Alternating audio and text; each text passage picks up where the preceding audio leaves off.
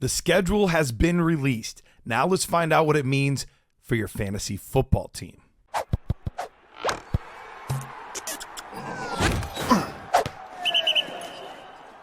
My name's Garret Price. Welcome back to the Dynasty Nerds YouTube page. We're going to get into the schedule release. Now, look, overall, the schedule release really doesn't mean a ton. You already knew who each team was going to be playing. It's just a matter of when they're playing them, where they're playing them at. That's really the only question.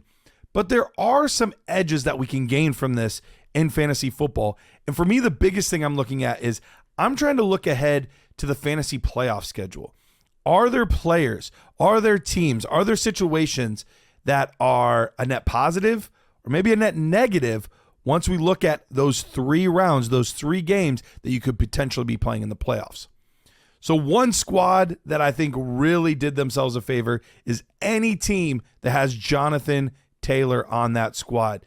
He gets a really nice end of season schedule as far as the playoffs go. He goes against Denver, Tennessee, and the New York Giants in his final 3 games. Now, Denver gave up the 30th most rushing yards last year and the highest yards per carry out of any team in the NFL.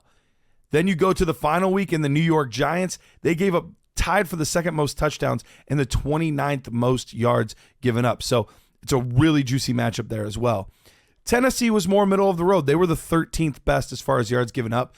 But remember, we have a new head coach in town now, and this is going to be a more offensive-minded team. You lose a great defensive mind in Mike Vrabel. You get a new system. Typically, things take a little bit of time to get used to new systems. I'm guessing that the defense in Tennessee is going to be much worse this coming season. So overall, you have 3 weeks where Jonathan Taylor could absolutely feast. Next one here we have is Bijan Robinson. Look, all of the teams that he faces in the final 3 rounds gave up in the bottom 10, so gave up the most rushing yards, the top 10 most rushing yards of any teams in the NFL. He gets to go up with Las Vegas, the New York Giants, who we already mentioned, and Washington. Washington was one of the worst overall defenses, period, last year. I know they have a defensive-minded head coach now, but it's going to take a long time for this unit to really, truly to be able to recover. The Giants we covered. In Vegas, I do think they're going to be a better defense this year, but it's going to be more so in the passing game. They're going to be better against the quarterback. I don't think they're going to be much better against the run, and so I think they'll be very vulnerable, especially where teams are maybe avoiding the pass a little bit more, focusing on the run. So I think Bijan Robinson could have a huge final few weeks. Last one where the schedule release did them little favors for fantasy football is the passing game for the San Francisco 49ers. Look, those last 3 weeks that they get, they're pretty nice overall. You get the LA Rams who, they just lost Aaron Donald, the heart and soul of that defense, and they were already 20th against the pass last year. Miami, they were okay. They were 15th, so middle of the road. Nothing that scares you, but this team gets to play in a nice, warm weather place during that time. They're home against Miami, and then they get to go to Detroit, who they were 29th last year. So really good situation. 3 defenses that they give up a lot of yards. So if you have Brock Purdy, Deebo Samuel, Brandon Ayuk, George Kittle, those are some guys that could have some really big boom weeks when you need it most come playoff time. Now for a couple teams that, things didn't go quite their way as far as the fantasy playoffs go. One of the biggest losers all around, and it's not the passing game or the running game. I think it's just period, really tough end of the season schedule for them, is the Miami Dolphins.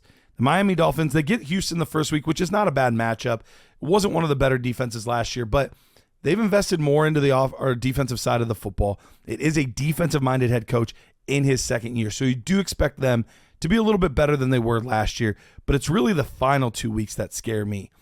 First, they have to go against the San Francisco 49ers. Now, they get them at home, but going up against San Francisco, one of the best pass defenses and run defenses in the NFL, and then you get to go to Cleveland. That time of year, the weather is typically pretty bad for a team that's used to very nice weather, and we see Miami kind of trail off at the end of the year. So you add in poor weather and a defense that's as talented as Cleveland's is. It was one of the best against the pass, top 10 against the rush last year. So that's a matchup that's going to be really iffy down the schedule for all of your Miami Dolphins, whether it's in the running game or the passing game. Last one that scares me a little bit, if I have DeAndre Swift, I do not love how this shook out.